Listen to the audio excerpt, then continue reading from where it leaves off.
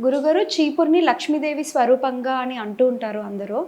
అయితే చీపురుని ఊడ్చేసిన తర్వాత ఇంట్లో ఎటు పక్కకి పెట్టాలి అనే డౌట్ చాలా మందికి ఉంటుంది. ఎటువైపుకి పెడితే మంచిదంటారు? చీపురు గురించి కొన్ని విషయాలు ముందు తెలుసుకోవాలి. హ్మ్. చీపురు లక్ష్మీదేవి స్వరూపంగా ఎందుకంటారంటే, ఆమె ఈ చీపురు అనేది ఊడ్చేస్తుంది అన్నింటినీ.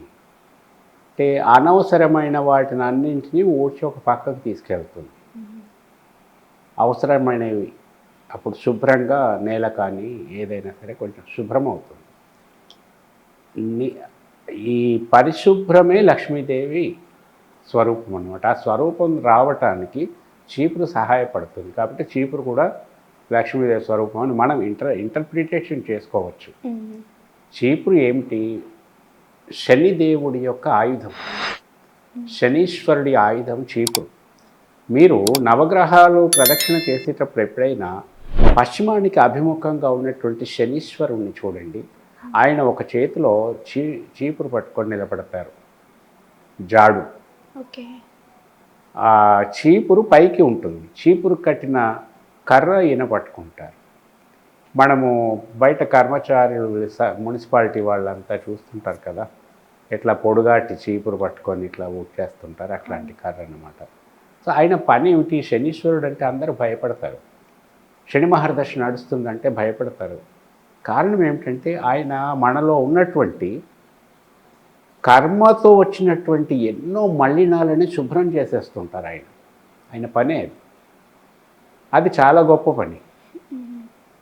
అయిన తర్వాత వీళ్ళలో ఒక వీళ్ళు చేసిన పనులకి పశ్చాత్తాపం రావటము, ఈ పని చేయటం కాబట్టి ఇంత నష్టపోయామని తెలుసుకోవటము, తర్వాత వీళ్ళ ప్రవర్తనలో మార్పు రావటము కొంచెం బెటర్ లైఫ్కి లీడ్ చేయడానికి సహాయపడుతుంది అన్నమాట. ఓకే. కానీ ఆ శుభ్రం చేసే తీరును చూసి ఎవరైనా భయపడతారు. అంటే ఇప్పుడు ఒక విలాసవంతమైన జీవితం నడిపిస్తున్నారు ఒకడు అనుకుందాం. డబ్బులు చేతిలో ఉన్నాయి, విచ్చలవిడిగా ఖర్చు పెడుతున్నాడు, చేస్తున్నాడు.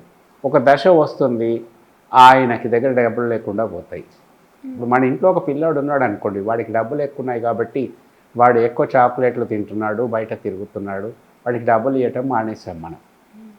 వాడికి అది చాలా పెద్ద పనిష్మెంటు. డబ్బులు ఉండి ఉండి ఒకసారి డబ్బులు లేకపోయేసరికి ఎటు ఉక్కిరిబిక్కిరైపోతాడు మనిషి. తన మంచి కోసమే అని పేరెంట్స్కి తెలుసు. పేరెంట్స్ దగ్గర డబ్బులు లేకనా, కానీ వీడి పుచ్చుపళ్ళు వస్తున్నాయి, చెడిపోతున్నది, వద్దు అని ఖచ్చితంగా వాళ్ళు కొంచెం కంట్రోల్ చేస్తారు. ఆ కంట్రోల్ వాడికి బాధగా ఉంటుంది. కానీ తర్వాత వాడికి అర్థమవుతుంది, ఉప్పిపళ్ళు ఇప్పుడు రావట్లేదు, బాగానే ఉంది, నొప్పి లేదు నోట్లో. So this just like that. ఎవరైనా మనుషులు ఇట్లాంటి చెడు అలవాట్లకి ఎక్కువగా పోతున్నప్పుడు ఇటువంటి సమయంలో, లేక అంటే మనకి చెడు అలవాట్లు ఉన్న వాళ్ళకి తెలియదు. డబ్బు ఎక్కువ ఖర్చు పెడుతున్నామని డబ్బు ఉన్న వాళ్ళకి తెలియదు. చాలా కామన్ అది. ఎప్పుడైతే వీటికి బ్రేక్ పడుతుందో అప్పుడు అదొక పెద్ద పనిష్మెంట్ లాగా ఉంటుంది వాళ్ళకి. వాళ్ళు చేసేది మంచి అనే అనుకుంటాడు, ఎవడు చెడిపోతున్నానని ఖర్చులు పెట్టుకోరు, కానీ చెడిపోతున్న విషయం వాళ్ళకి తెలియదు. ఇటువంటి సమయంలో ఒక దగ్గర మనకు రాహు మహర్దశ, కేతు మహర్దశ, శని మహర్దశ ఇవన్నీ వస్తాయి. అందులో ప్రత్యేకించి రాహు మహర్దశ, శని మహర్దశలో ఈ కంట్రోలింగ్ ఎక్కువ ఉంటుంది. ఈ దశ అయిపోయేసరికి వాళ్ళకి గుణపాఠాలన్నీ వచ్చేస్తాయి. అప్పుడు సక్రమంగా జీవించడం మొదలు పెడతారు. ఇదన్నమాట. అందుకే ఈ శనీశ్వరుడు ఆయుధం, శనీశ్వరుని యొక్క ఆయుధం చీపురు. అంత క్లీన్ చేయటమే ఆయన పని. అది కూడా ఎట్లా క్లీన్ చేయటం అంటే కర్మపరంగా క్లీన్ చేయటం. ఈ కర్మపరంగా వచ్చే సిద్ధాంతాలు కానీ, కర్మపరంగా వచ్చే క్లీన్సీనెస్, శుద్ధి చేయటం కానీ, ఇదంతా మనం ఇంకొక దాంట్లో చెప్పుకుందాం. అంటే ఈయన ఆయుధము చీపురు. ఆ చీపురు ప్రతి ఇంట్లో ఉంటుంది. అది చేసేదల్లా ఈ అపరిశుభ్రంగా ఉన్న నేలని తుడిచి శుభ్రం చేయటమే దాని పని. చాలా గొప్ప పని. ఆ పని చేసే చీపురే కాదు, ఈవెన్ మనం పూజ గదిలో క్లీన్ చేయవలసి వస్తే చీపురుకు బదులు ఏదన్నా క్లాత్, ఒక చిన్న టవల్ కానీ ఏదన్నా పెట్టి దాంతో తుడిచేస్తాం. ఇది కూడా అంత చీపురు చేసిన పని కంటే ఇంకెక్కువ చేస్తుంది. ఇవన్నీ కూడా చాలా గొప్ప పనులు. ఇటువంటి క్రియ జరుగుతున్నప్పుడు మనలో వచ్చేటటువంటి పశ్చాత్తాపం కానీ, అంతర్మథనం కానీ, విశ్లేషణలు కానీ ఇవన్నీ అద్భుతంగా ఉంటాయి. ఆ తర్వాత లైఫ్ స్టైల్స్లో కొన్ని చేంజెస్ వస్తూ ఉంటాయి. ఓకే. అంత గొప్ప పని చేసేటటువంటి చీపురుని మనము ఎట్టి పరిస్థితుల్లో కూడా ఈశాన్యంలో పెట్టకూడదు. That's first and fundamental thing.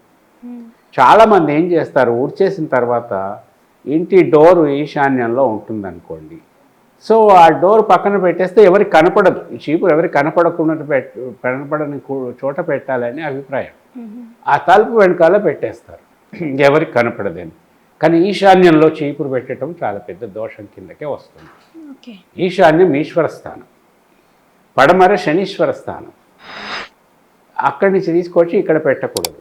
So చీపురు ఎప్పుడు కూడా మీరు పడమరలో కానీ దక్షిణంలో కానీ పెట్టేస్తే అన్ని విధాల మంచిది. కానీ చీపురు పెట్టడానికి ఎవ్వరు చూడండి ఒక మూలనే వెతుక్కుంటారు, ఫ్లాట్గా పెట్టరు. అట్లా మూలలో చీపురు పెట్టవలసి వస్తే మనము ఏ గదికైనా సరే వాయవ్య మూలన చీపురు పెట్టచ్చు, లేకపోతే ఆగ్నేయ మూలన చీపురు పెట్టచ్చు. ఈ చీపురు పెట్టేటప్పుడు ఏమిటంటే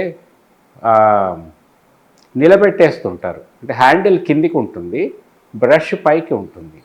అట్లా పెడితే ఏమిటంటే హ్యాండిల్ కిందికి బ్రష్ పైకి అంటే మన మామూలుగా కర్ర కట్టిన చీపురు కూడా కావచ్చు, కర్ర కట్టిన చీపురు అయినా కావచ్చు.